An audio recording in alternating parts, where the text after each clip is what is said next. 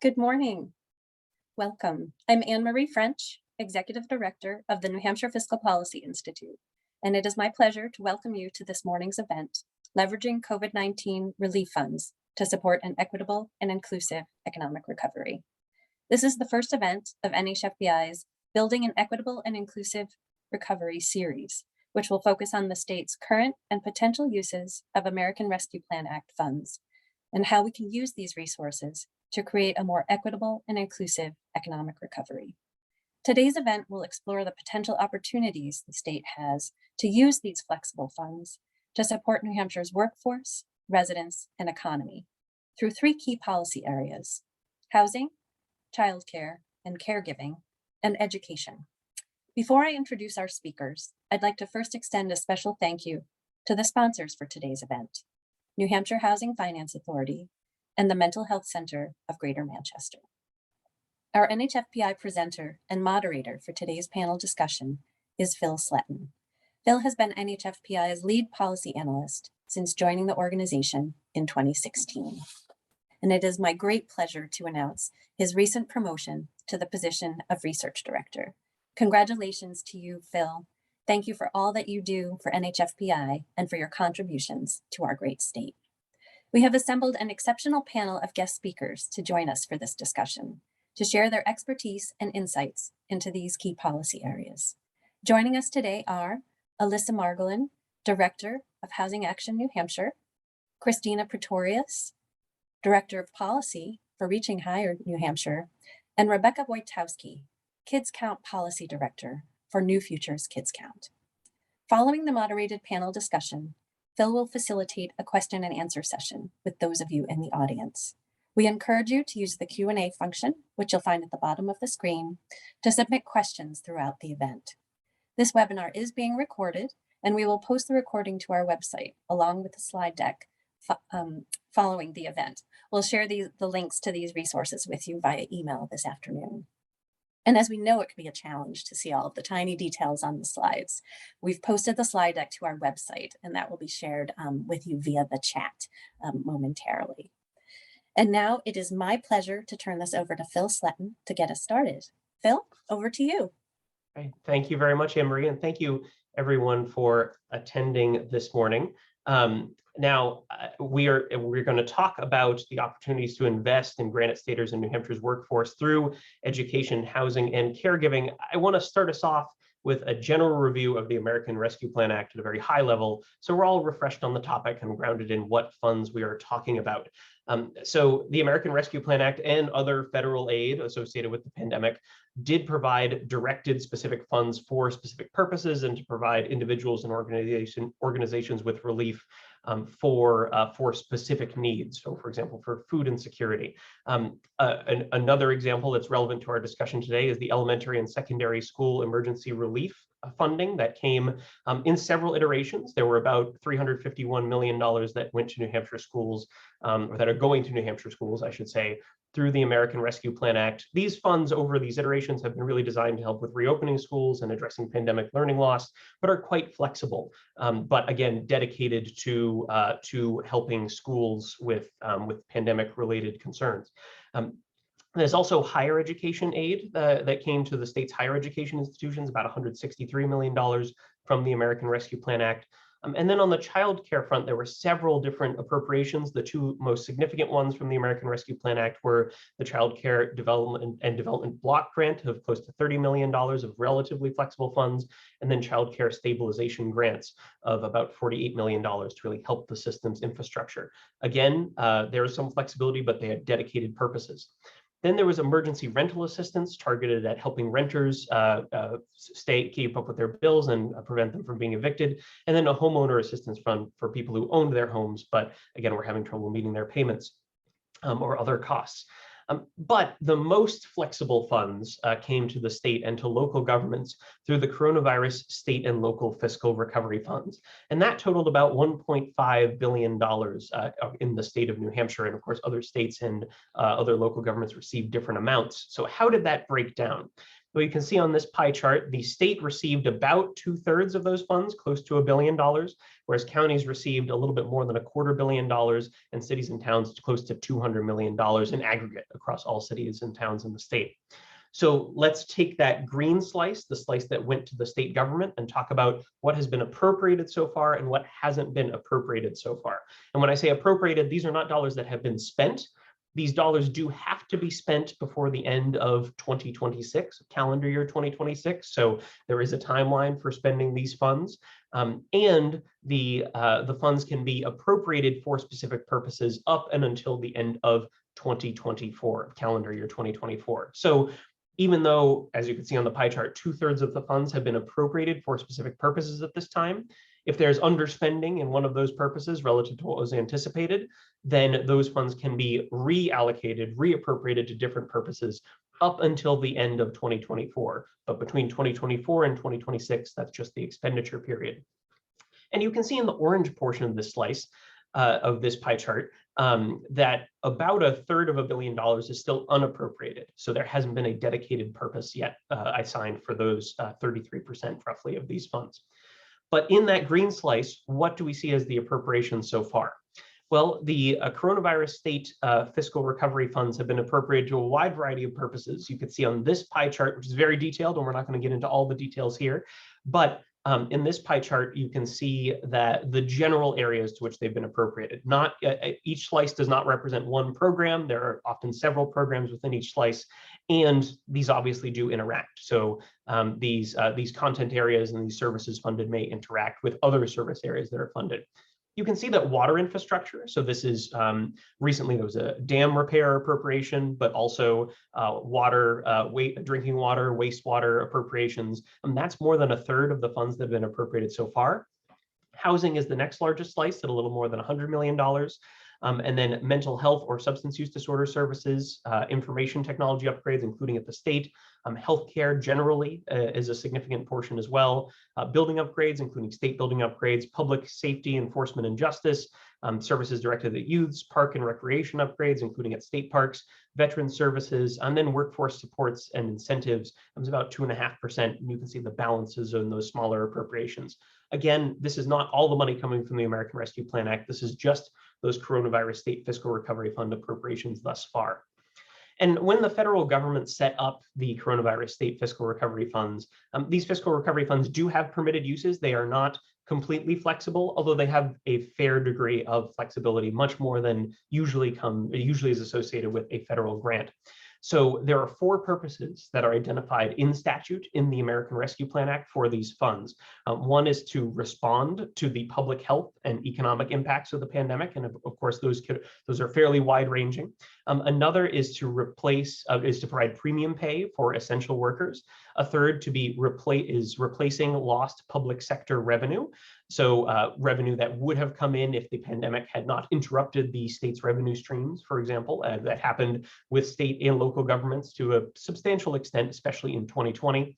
And then investing in water, sewer, and broadband infrastructure. Necessary upgrades in those areas are identified as a permissible use. Now, I want to talk briefly about how the federal government in its rules, and of course, the rules are much more expansive than what you see on this slide, but the federal government defines impacted households and communities as generally those that have incomes below 300% of the federal poverty guidelines, or experiencing certain conditions or hardships, such as food or housing insecurity, or qualify for other existing programs, such as Medicaid. There are impacted households and communities. There are also those who are disproportionately impacted. They are eligible for more services, but it's a smaller section of the population. Generally, around 185% of the federal poverty guidelines or lower is the income threshold there. And the U.S. Treasury Department, in their first round of rulemaking associated with these funds, did specifically encourage recipient governments to consider funding uses that foster a strong, inclusive, and equitable recovery, especially uses with long-term benefits for health and economic outcomes. And the fiscal recovery funds can help address systemic public health and economic challenges that may have contributed to more severe impacts from the pandemic among low-income communities and people of color. So when we're talking about New Hampshire and talking about impacted and disproportionately impacted communities, we're talking about a pretty wide array of people throughout the state. The poverty rate in New Hampshire is is a little under 8% over the 2016 to 2020 time period, is where the US Census Bureau's survey estimates peg the poverty rate for the state. However, is significantly higher for people who identify as Hispanic or Latino in the state, for people who identify as Black or African American, and many other groups that are a racial or ethnic minority in the state of New Hampshire. Also, as you can see on the chart, those who have less than a high school degree have a much higher poverty rate, and poverty rates tend to decline with higher levels of formal public education, and incomes tend to increase. And in New Hampshire, about 65,000 people have less than a high school degree. That would be, if all those people were in one place, that would be about the third biggest city in the state, if all those residents were in one municipality. And more than 250,000 people in the state have a high school degree with no post-secondary education, according to the latest data. So they are facing higher poverty rates as well than people with higher levels of formal public education, again, in aggregate. It's important to remember when we're talking about poverty thresholds, we're talking about not very high income levels.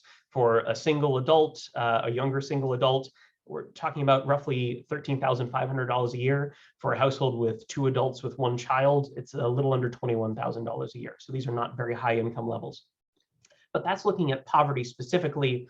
What about the broader impacted communities in terms of the economic impacts of the pandemic?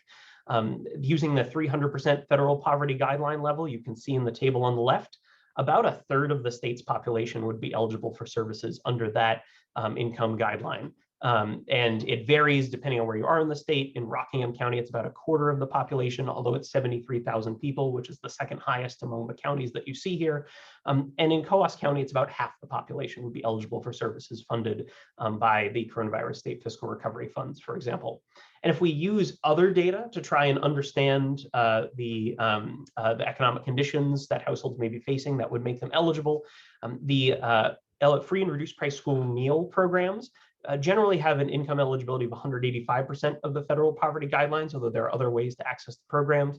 The programs have been changed over the course of the pandemic, but if you take the October 2019 data that is pre-pandemic, about 1/4 of children in New Hampshire public schools were eligible for free and reduced price meals. So they were facing that level of financial and economic constraints at home. And that is not equitably distributed across the population as well. It includes 58% of children who identify as Black, 54% who identify as Hispanic, and 33% who identify as multiracial in the state. And the composition of the household also correlates with different levels of poverty and different levels of income. So for example, for single female-headed households with children, about 1 out of every 4 of those households were in poverty in New Hampshire during the 2016 to 2020 time period. And it's not just children. Children tend to face higher poverty rates at home, but older adults as well, when we're thinking about what the caregiving needs might be in the state. Approximately 22,000 adults aged 65 or older were living in poverty or within 125% of the federal poverty guidelines. So I mentioned caregiving. Childcare is obviously a key component of the caregiving infrastructure in the state. And during the pandemic, there have been many disruptions to childcare. We know that from survey data collected by the US Census Bureau, which you can see in the pie chart on the right side of the screen. About more than 1/3 of adults that were living in households with children under 5 identified that at some point between September of 2021 and May of 2022, people were surveyed throughout that time period. In the 4 weeks before that, there was some disruption to childcare arrangements that they had. So that's a significant amount of disruption, especially for people who are trying to engage in employment at the same time. And an analysis funded by the New Hampshire Department of Health and Human Services found that about 60% of New Hampshire's childcare needs were met before the pandemic by available capacity, meaning 40% were not addressed by available formal childcare capacity. And both childcare demand and capacity was reduced substantially in the middle of 2020. But by October of 2020, the same analysis found that the data suggests only 50% of estimated needs were being met by available childcare capacity. And childcare is commonly cited as one of the reasons that people are not working or not engaged in the labor force in US Census Bureau survey data. Another constraint that people may be facing in terms of accessing job opportunities, or that employers may be facing in terms of bringing people into the labor force in New Hampshire, is housing. Housing is becoming less affordable and has become less affordable, particularly over the course of the pandemic in New Hampshire. You can see on this slide the increase in prices in the median sale prices for homes and condos. And that statewide median price has increased about 80% in the 5 years leading up to March of 2022. And the increase in prices really accelerated at the start of the pandemic. And that home purchasing market becoming more expensive likely means that more people are staying in the rental market than would have been otherwise, and are putting more pressure on that market. We can see that the rental market, based on median household income data, we can see that renter occupied units in New Hampshire have a lower median household income, about $45,500, whereas owner occupied units have a median household income of about $95,000. So the rental market is going to be, the data suggests the rental market is more accessible for people with low incomes and limited resources, and fewer people being able to access the homeowner market puts more pressure on that rental market. And that rental market has been constrained over time. These are data from the New Hampshire Housing Finance Authority. We don't yet have the 2022 data yet, but between 2011 and 2021, you can see based on the blue bars, the vacancy rate for rental units in New Hampshire has dropped substantially. And that suggests that there are significantly fewer options available on the rental market for people who may be trying to find somewhere close to work or trying to find housing for their family. Median monthly rent has been increasing over this time period, and has, since about the middle of the last decade, been increasing faster than overall inflation. And that means that lower income renters in particular are much more likely to be cost burdened. A rule of thumb is a renter spending more than 30% of their income on rent and utilities. Close to half of renters in New Hampshire are spending more than that level. But if you look at just low income renters, the roughly 2 out of 5 renters where the renter household is bringing home less than $35,000 a year in income, you can see that more than 3/4, or about 3/4 of them, are considered cost burdened by that metric, and close to half are paying 50% or more of their income in rent. All of this has implications for the New Hampshire economy overall, people's ability to engage in the economy, and the size of the labor force overall, and the number of people who are working. You can see here, this graph shows from January 2019 to April of 2022, the number of people working in the green line, and the number of people who are working or looking for work in New Hampshire. You can see the graph doesn't start at 0 to give you a sense of some of the gradation here, but both the size of the labor force and the number of people employed are lower than they were prior to the pandemic. And demographic shifts are a component of that, as more people are reaching traditional retirement age in the state. So that suggests that these workforce supports in the areas of education, housing, and childcare and caregiving will be important going forward to help support that workforce growth and enable Granite Staters to engage in the economy and to have the supports that they need in living their lives. Now, I want to move to our panelists. First, I'm going to introduce them all, and I hope they all join me on the screen. Christina Pretorius is the Director of Policy at Reaching Higher New Hampshire, and you can see links for both her email address and additional resources on the screen now. Alyssa Margolin is the Director of Housing Action New Hampshire, and Rebecca Wojtowski is the Kids Count Policy Coordinator at New Futures Kids Count. So thank you all very much. I'm going to move us into our panel discussion and stop sharing my screen. It's great to see you all. Thank you all for joining us today. So first, I want to start with a little bit more of an understanding of where we are now and what you're all focused on relative to these American Rescue Plan Act funds. And Rebecca, I'm going to start with you. What has your work been engaging with the American Rescue Plan Act dollars, both the dedicated ones for childcare and the coronavirus state fiscal recovery funds, which are the most flexible? What has your work been so far in engaging with these funds? Great. Thanks, Phil, for that question and for lifting up childcare. I would say that our engagement really in collective advocacy with the field has been to lift up the importance of childcare to our state lawmakers. This includes the interests of providers, early care and education, teachers, and families. Really, the mantra in the beginning was childcare is essential. As you mentioned, it's essential to the workforce, but it's also essential to our children and families' well-being. In those early days, as you said, there's a dedicated fund for stabilization of the childcare field. The work really was to ensure that we were creating a framework. So those who had the ability to dedicate those funds were sending them where we knew it would help childcare providers and families. Department of Health and Human Services reports 87% of those dollars went to stabilize the childcare field in New Hampshire. That word stabilization really means that we were ensuring that the childcare market did not completely collapse in the face of safer at home orders and the economic challenges of the pandemic. When we look to that newer or more recent allocation of discretionary dollars, there's a completely different intent, and that's by federal design. They're discretionary. They're really dollars for a state to look at how we can help with longer term efforts. There are four main areas that those funds are being dedicated to. The first one is increasing equitable access to childcare for families. The second is strengthening our childcare workforce because we know that workforce is in crisis, improving quality of childcare and overall infrastructure. When I look to where our collective attention needs to be as early childhood advocates, it's really looking at the implementation timeline of the pilots outlined by the Department of Health and Human Services, where we can learn about how changes to our childcare subsidy program can help families, where mixed delivery pre-K is successful within our state. That's an initiative outlined there, as well as, and probably most importantly, how we're supporting our childcare workforce.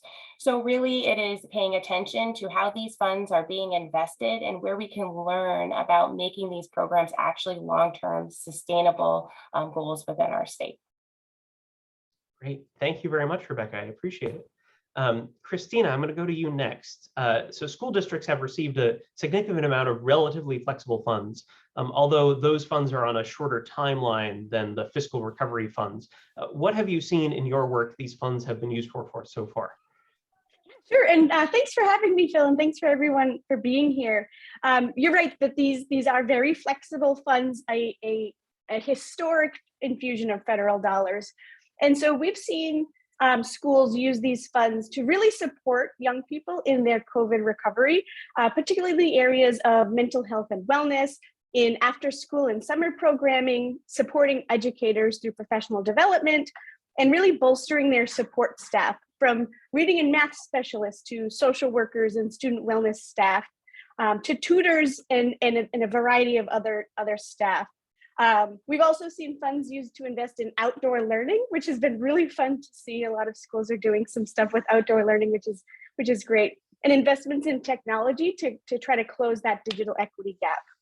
And the funds we've seen have also been used to help retain teachers and support their well-being. So like childcare, the educator and support staff labor pool is really small. It's in a crisis right now too. We're seeing a really tough market, and schools are using these funds to really help support their existing educator staff, from supportive programs. You know, we've seen book clubs for school staff. We've seen mindfulness coaching, giving teachers more flexibility in the classroom. And we've also seen districts who are using those funds for recruitment efforts like career fairs and the like. Great, fantastic. Thank you very much, Christina. Alyssa, could you speak about the uses of the specific funds dedicated for housing-related purposes? Sure, I'm happy to. Thank you, Phil, and thank you for hosting this important webinar. If we all reflect back on March 15th, 2020, when we first heard the phrase stay at home and what that meant, for those who don't have stable housing, that became a very grave concern. And we were lucky that the federal resources that came to the state had very specific housing uses. That includes the Emergency Rental Assistance Program that came out of ARPA, as you outlined in the presentation, but there was also funding in the December package for ERAP, and our state had created another rental assistance program from the CARES Act fund, the New Hampshire Emergency Housing Program. There's also, as you noted in the presentation, mortgage assistance and foreclosure prevention dollars through the Homeowners Assistance Fund.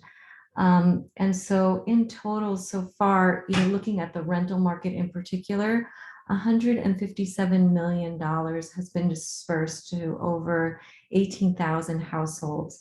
And New Hampshire really did get in early and avoid that eviction tsunami that folks were predicting.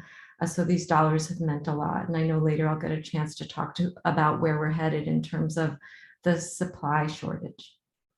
And I do want to make sure our audience sees, because the sharp-eyed folks will note that in the presentation, there was $152 million for the Emergency Rental Assistance Program. You're talking about rental assistance across several different pieces of legislation that from the federal government that have been provided to the state, correct? Right? Correct. Okay, great. And I'm going to stay with you actually for a moment, because our audience also saw in the pie chart that there were significant investments of the coronavirus state fiscal recovery funds in housing to this point, more than we saw, for example, in education and childcare at this point from those, particularly that flexible fund. Could you talk a little bit more about the recent $100 million appropriation, the Invest in H program, and what it might mean for affordable housing in New Hampshire? Sure, I'm happy to. As you noted, in the good data that you shared early on, we have a supply shortage. So there's just a significant shortage in the supply of rental units in New Hampshire. We simply didn't build enough to meet demand in the rental market. And the flexible resources allowed us to advocate for and secure $100 million that in a new program called Invest New Hampshire.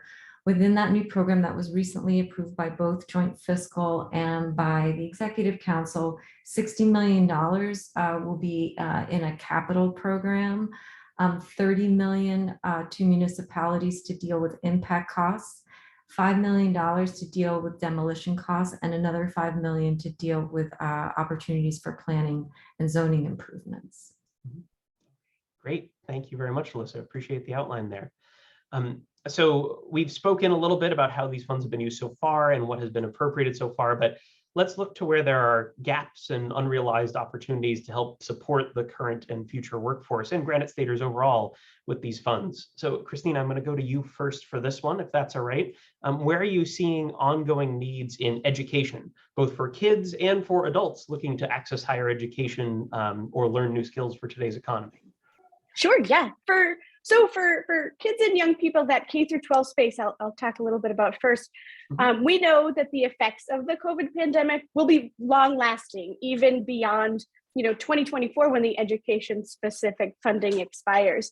And some of those greatest needs will be supporting students furthest from opportunity who, they were hardest hit by the pandemic. Our students of color, our students with disabilities, students who are navigating poverty, those who don't have access to safe and stable housing or food or technology and internet.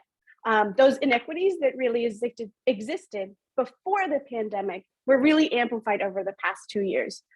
And so if we want an equitable and inclusive recovery where all students have the opportunity to learn and grow and really recover from the past 2 years, we need to look at supporting the whole child. And that means investments in mental health, in ensuring that students have access to broadband and the technology that they need to succeed in the class, and also supporting our educators and our support staff.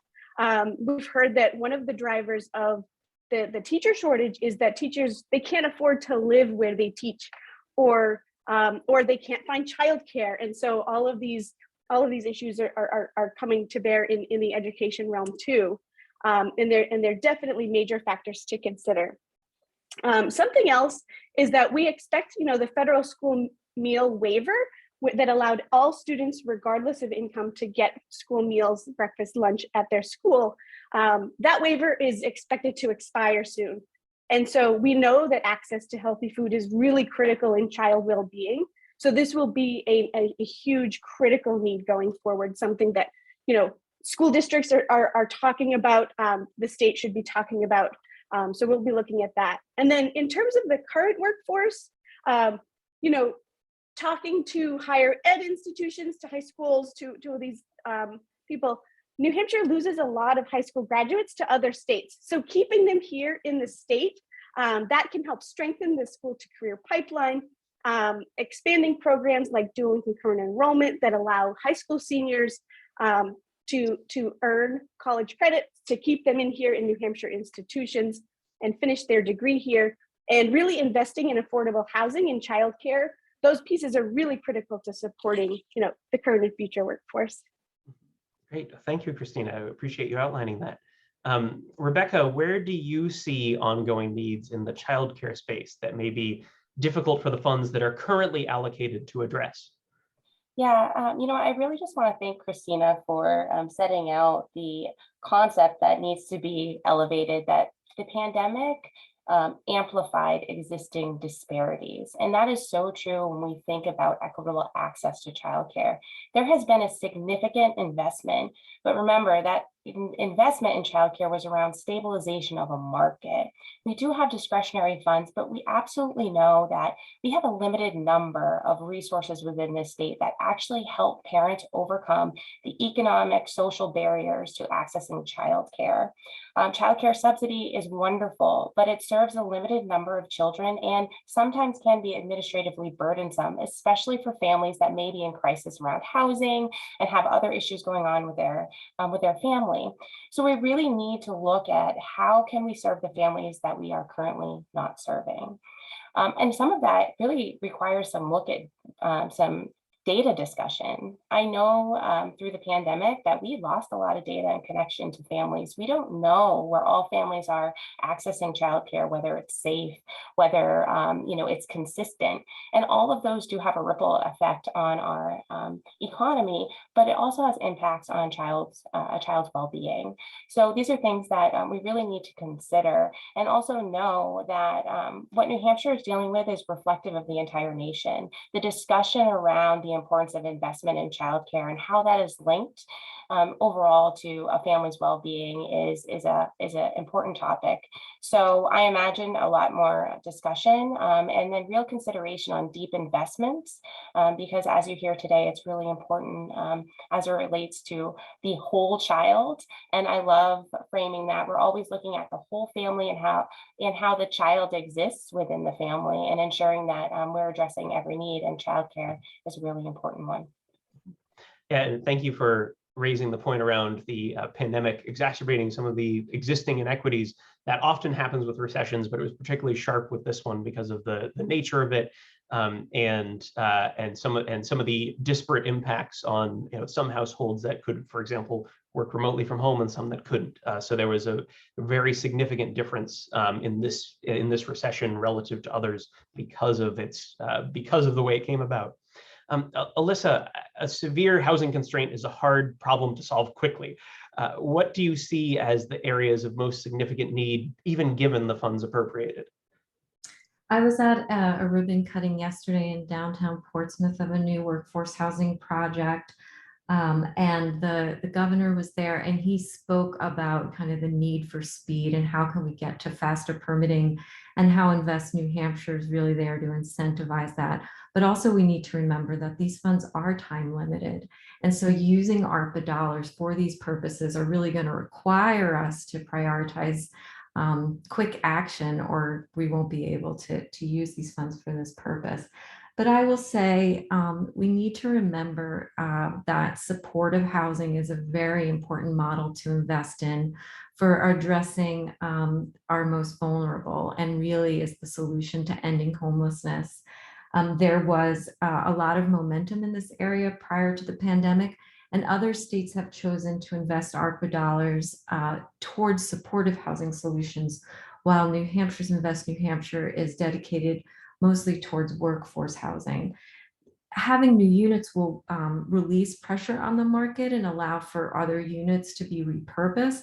However, we can't lose sight of the fact that housing plus wraparound services equals success for a lot of folks.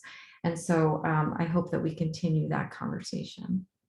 So to draw out that point a little bit, that workforce housing doesn't necessarily reach everyone because of their ability to access it, and doesn't necessarily come with those wraparound services, whereas supportive housing would in this case.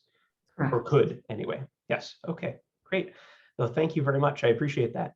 And one thing that I want to highlight too is that the state still has a significant amount of coronavirus state fiscal recovery funds left And as you noted, Alyssa, these are one-time funds, right? These are not funds that we expect to be repeated. And while that is a constraint, it also provides a great opportunity to be creative and fund pilot programs to help people in the state. And then the outcomes of those programs could be evaluated, and policymakers could decide whether to fund them permanently or not, or to otherwise learn from the effectiveness of those programs to inform other decisions around other services. So Alyssa, I'm going to come back to you if I could. What opportunities do you see for pilot projects that could be funded with the fiscal recovery funds? Or what do you see other states doing that New Hampshire could do with these funds? Thank you for the question. You know, in thinking about time limits and these kind of unprecedented investments, we have to realize that they're going to disappear. So the $157 million that's gone to 18,000 households to really provide that stabilization, we expect those ERAP funds to dry up really at the end of this calendar year. And New Hampshire doesn't have an ongoing general fund investment in eviction prevention. We have a rather small eviction prevention program. There is a really promising pilot program that was started by a great group on the Seacoast called Home for All, and their program is called the Affordable Housing Improvement Program, AHIP. And it essentially provides incentives for landlords to accept tenants who use what we are normally referred to as a Section 8 voucher. It's a really important tool, the housing voucher, and yet in this market, we don't have a lot of landlords who are accepting them. So AHIP provides a bonus for the landlord, gives them some grant money so that their properties can be up to HUD standards, provides on-site case management, and any kind of mitigation to any kind of damage to the unit. And it's had enormous success, and so we'd love to see that go statewide. And you know, ARPA seems like a good resource to do that. It's very interesting and reflects the housing market today that you hear stories, and I've only heard this anecdotally, but you hear stories about people who've been waiting for their Section 8 housing voucher to become available for them, and there's often a very long waiting list. And then when they have it, there's not a place for them to live. So having that, having additional supports around that is a very interesting idea. Christina, I want to go to you about some opportunities to use these funds to support the education of children. What are some opportunities that you see, whether a pilot program or something that you see in other states? Not many of these funds, this particular set of funds, I should say, so far have been devoted to the education space thus far. Yeah, so there are a lot of really exciting things happening, you know, within the state and in other states. A couple of things, a couple of the pilots that I've seen is, you know, Vermont and a number of other states are investing in what are called community schools, and that's an evidence-based model of schooling that includes integrated supports, those wraparound supports for students and families. Expanded learning time and opportunities, and really active family and community engagement. So that's a model that's really exciting that other states are using their ARPA dollars for to invest in. Where, you know, we're seeing investments in broadband expansion. Grafton County just got some money from approved to expand to all 39 of their towns. And then, you know, when we think about the educator workforce that we've been talking a lot about, Tennessee has in particular a first of its kind, really exciting teacher apprenticeship program where people in the state can train to become a teacher for free. And it's on the job training, and it's really grow your own type of program where they have a particular focus on paraprofessionals, other school staff who, you know, they may have went to school to become a teacher, couldn't finish for whatever reason. And so really helping lift them up and expand and strengthen the pipeline that way. And then finally, I'd be remiss to say if I didn't talk about food insecurity, because it's such a critical part of student and child well-being. That is going to be a really critical issue when we think about the whole child. A couple of districts in New Hampshire are using some ARPA dollars to really think about what's happening, wiping out school lunch debt, But there is an opportunity for the state to provide some more funding for districts to really sit down and think about, what happens next in terms of providing safe and consistent and healthy meals and food for their students. So that's another opportunity. Okay, great. No, very, very interesting. And decreasing the cost to permitting people to enter the labor force as teachers, is a way to expand access for a place there. Again, when we're talking about demographics in the state, that's a consideration in every area of the workforce, and teachers are a part of that. And I'm going to stay with you actually for a moment, Christina, on that point. When we're thinking about adults who are, sort of further in their careers or looking to change careers, what opportunities to support education, training, and upskilling for adults do you see? Given we have fewer children in the state than we used to, if you look at the 2010 to 2020 census counts, ensuring educational opportunities are accessible to adults will be more important for supporting the overall workforce in Granite Staters going forward. Yeah, so there's, we've seen a lot of states, New Hampshire included, really investing in upskilling programs. So these are really short 8 to 12 week programs that current members of the workforce can go into and learn new skills, and in particular for really high demand industries. And it's a really great opportunity because not only do they get the skills, but the school works with them to connect them to employers, to connect them to opportunities. And so it's a really great way to really bolster the current workforce and give people the skills that they need to move up or to move to another industry. Okay, great. Thank you very much, Rebecca. Pardon me. Thank you very much, Christina. I'm going to go to Rebecca next. I appreciate it, Christina. Rebecca, where do you see opportunities for pilot programs for adapting initiatives from other states for New Hampshire to use these funds? Yeah, we're lucky. There are a lot of opportunities. There has been a lot of coordinated advocacy this legislative session and beyond. I think, first of all, we can look right to where the state is investing dollars in pilot programs. One of the pilot programs with those discretionary dollars is a switch to enrollment-based billing for childcare subsidy. This puts subsidy children on the same type of programming that an average family is. So if you're enrolled in the program, your tuition doesn't change should you exceed a number of absentee days or not be there. This was an initiative that was tested during the pandemic. It's good for providers and families. We are hopeful that policy change could be permanent. We also really need to look at workforce initiatives, also part of the discretionary initiatives. But there was a bill this session, Senate Bill 446, which required the Department of Health and Human Services to work with Child Care Advisory to create an actual plan with an ask for gopher.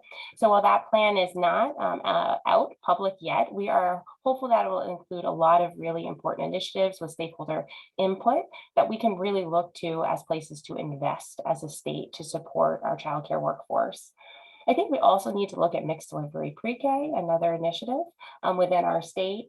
And New Hampshire did receive the preschool development grant, and I know this is around ARPA funding, but as part of that, we have to create a strategic plan for early childhood within our state.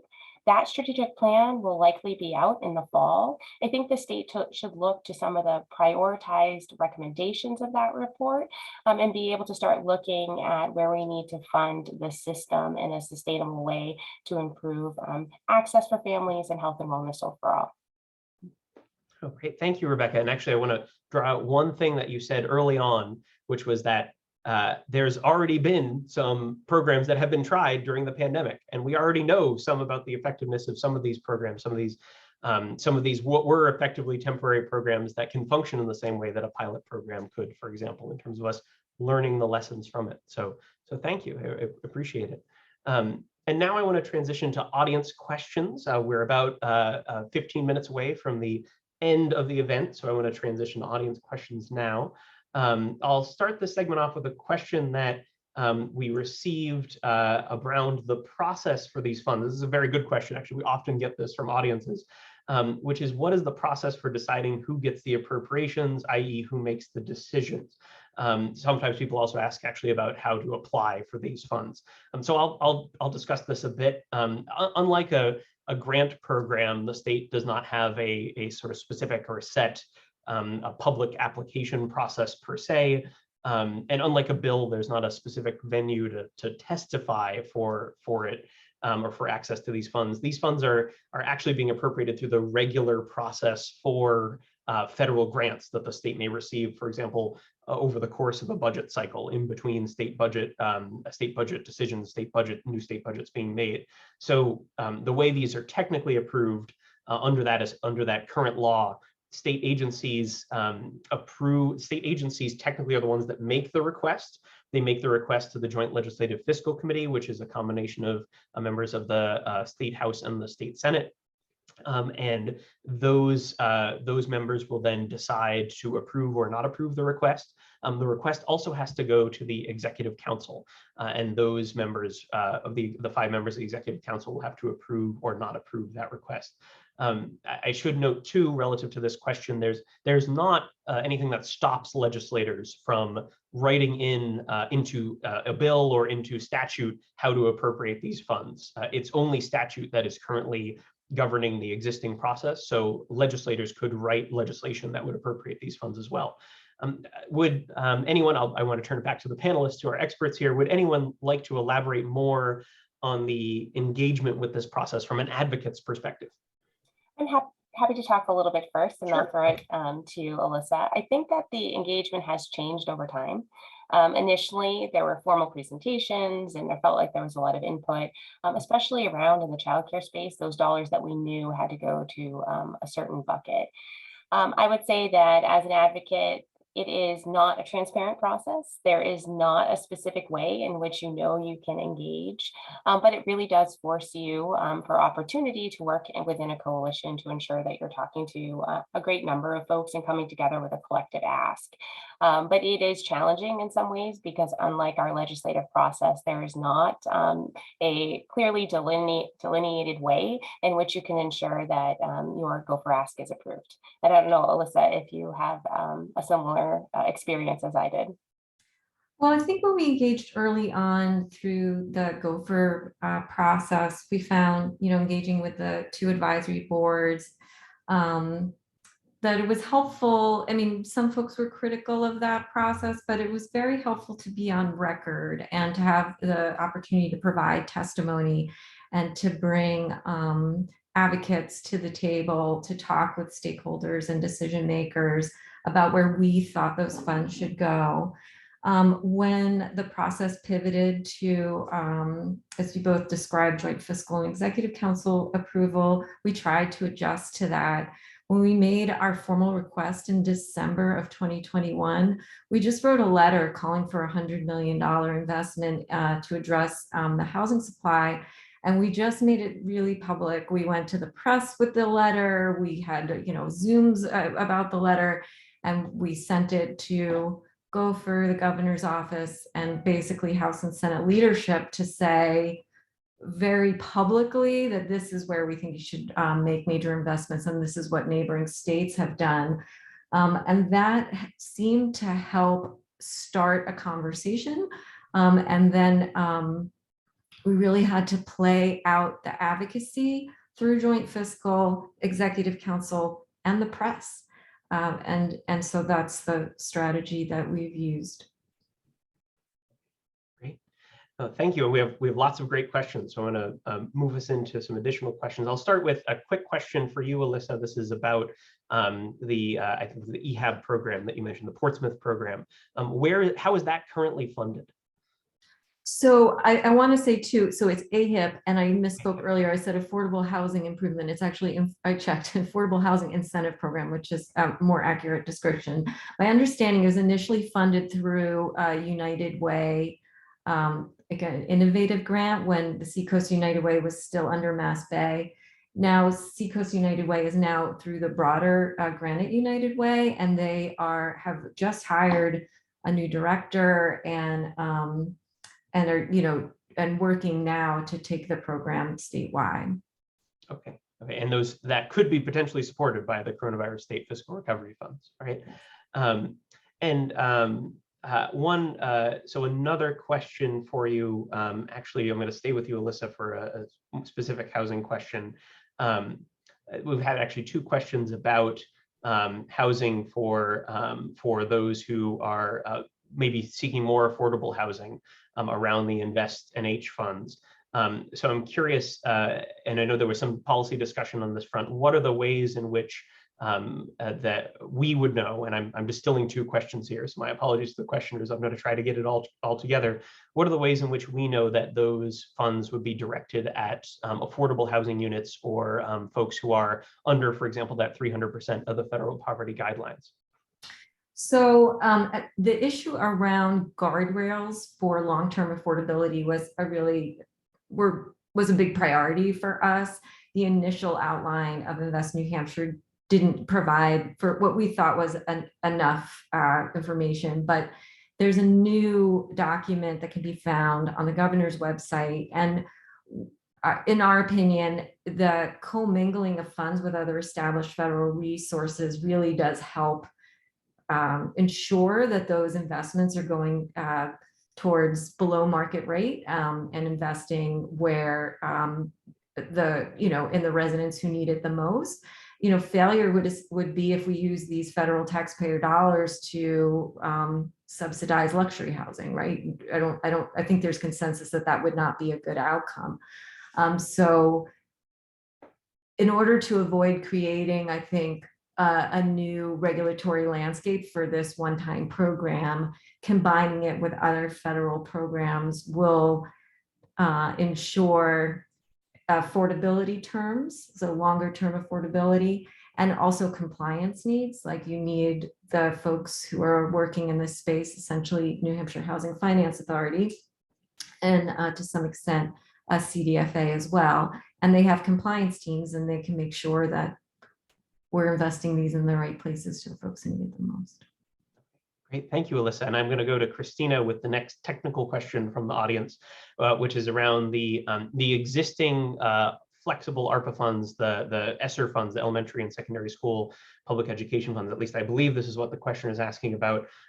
How do those funds get appropriated? What is the process for appropriating them? Do they go to public district schools? Do they go to public charter schools? Do they go to other schools as well? What's the landscape there in terms of how those funds are distributed? Sure. Yeah. So there were three phases of federal funds, federal COVID relief funds. The first two were in 2020 and 2021, and those were really for safety, public wellness, that kind of thing, and really helping students and schools kind of get a hold of what was happening. And there was a pot of money for private schools. Charter schools and district schools do get the majority of the funds. With this latest, with the American Rescue Plan funds, that is allocated to local education agencies, school districts, and public charter schools based on Title I distributions. So the percentage of students who are navigating poverty and based on district need. And that's done by the federal government, not by the state. Okay, great. That's helpful. And it's good to know that there's that targeting, particularly towards schools, districts that have more low-income students. I know you've done some research yourself around that, Christina, around the costs and challenges that school districts face that have to provide more services to kids who may have less financial capacity at home and fewer financial resources at home. Rebecca, I want to go to you with a childcare question, if I could. And recognizing, and this question is one that comes in, that recognizing that we've been focused on the economy here and the workforce, but could you speak to the value of childcare beyond making it easier for a parent to engage in the labor force, for example, and what a lack of access to childcare would mean more broadly? Yeah, again, I think I'll turn to Christina's comment about looking at the whole child. So yes, childcare definitely has impacts positively on our economy, the family's economic status, as well as the state's. But we can't forget that access to quality childcare is actually an important intervention for the prevention and mitigation of ACEs. We can't forget that New Hampshire is dealing with a substance use epidemic. Rebecca, I'll ask you briefly, could you define ACEs? Sure, adverse childhood experiences. Sorry for that lingo. No problem. But we know in all seriousness that New Hampshire is challenged with an addiction epidemic. That has not gone away in the pandemic. That has probably exacerbated as well. There are so many children that are living in difficult situations. Access to childcare helps improve their lifelong health and wellness. So beyond looking at families in the economic sense, we have to look at their health and wellness overall. So it's important that we understand and keep an eye on equity. As you said before too, Phil, there has been a deepening of this economic divide around access to childcare. If you can work remotely, you have less of a need, it's less of a financial struggle on you because maybe you can adapt your schedule. If you work remotely, you probably didn't lose your job. But we have to be sure that we are understanding that although there's a definite economic impact, there is a social and emotional impact to children who don't have access to childcare as well. And we want to ensure that we're doing everything that we can to at least provide the opportunity for a family to be able to choose the type of childcare setting that they want to be in and how that works for their family. So it's really as important as the economic impact. Thank you. And there's also, well, even if we were to keep it scoped in the economy, there's a long-term economic impact there of children not experiencing adverse childhood experiences and being able to to engage in society, engage in the economy in a way that is more advantageous to them and more advantageous to all of us as a result. Yeah, and I always say that the idea of ACEs and early childhood trauma can feel overwhelming as an individual. But if you think about it, the intervention really is building loving relationships with a serve and return relationship. And if you think that's what we can encourage and we can overcome those barriers further down the road, it's very simple what we need to do as a state. Great. So I'm going to ask one more question from the audience before I take this to wrap us up. The question is around, and this is something that I'll address to all of you, is around navigator services. So obviously sometimes finances are a barrier to accessing some of these services, sometimes transportation, sometimes time availability, but sometimes it's also information and being able to apply. Several of you mentioned already, either it's an onerous application process or it's not serving the populations, whatever service it may be is not serving the population that that may be eligible for it. Could any and all of you speak to the role that navigation services that could be funded could play in helping enhance the existing services that are already there? I'm happy to speak to a small investment that's already being made with family resource centers and benefits navigators that has been expanded to include childcare. So if you don't know about family resource centers, they're wonderful organizations in a number of communities, not universal access yet. But the idea is to support that warm connection with families to help them identify administrative barriers and help them understand what programs they're eligible for. So, I can't speak enough for how important this work is, and I'll be really interested to see the data that the Children's Trust collects on how the benefit navigators have helped families access services. I think to some degree, we can also look at kinship navigators. Kinship navigation was a program started in New Hampshire to address the struggles that grandfamilies, so our grandparents raising their grandchildren, were having in navigating the system, understanding what benefits their grandchild qualified for and where to access services. So I think what the state is doing at this point, again, is another small initiative, but is tested on an initiative that we know that works. I'd love to jump in and just give a shout out to 211 because they were just such a critical partner in helping residents navigate the new resources available to them and continue to be an important partner in securing rental assistance. I will say it's interesting to see how the web helps folks navigate new resources. homehelpnh.org put the rental assistance and homeowner assistance on the same website and then provided a phone number to a real person through Ahead, so that you could, if you were feeling if you were having difficulty with either your rent or your mortgage, you had one place to go and could navigate the resources from there. Okay, great. Christina, did you have anything you want to chime in with really quickly before I take us to the last question? Yeah, sure. I would just say that, a lot of schools are using the funds and continue to invest in really authentic and meaningful family and community engagement. And so that's one way that people are helping to figure out what's happening in education. Great. Well, thank you. We've squeezed in as many audience questions as we can, so I want to take us to our closing question here as we wrap up. And I'm going to only give you each about a minute to respond, so my apologies for the time constraint. Based on your areas of expertise, how can these funds be best used to support an equitable and inclusive recovery? And Melissa, I'll start with you. So I'm really pleased to have had the opportunity to work with child care advocates and education advocates. I think the way that the Fiscal Policy Institute has framed this reminds us these are foundational issues. And housing was called, it's often called a social determinant of health. It's social determinant of economic well-being, of educational well-being. And certainly I think our businesses are starting to understand how foundational it is to their workforce and their own economic well-being. And so, I think, we need to understand that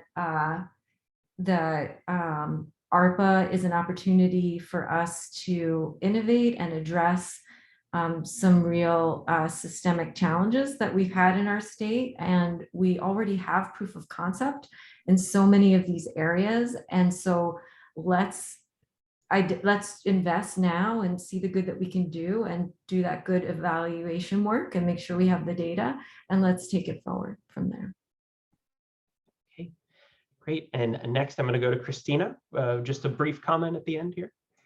Sure. Yeah, just really briefly, I think ensuring that the resources get to the students, to the communities that need it the most, and really keeping an eye on supporting, as we talked a lot about, the whole child. So not just academic outcomes or certain pieces, it's really a whole child effort. So that's what I'd say.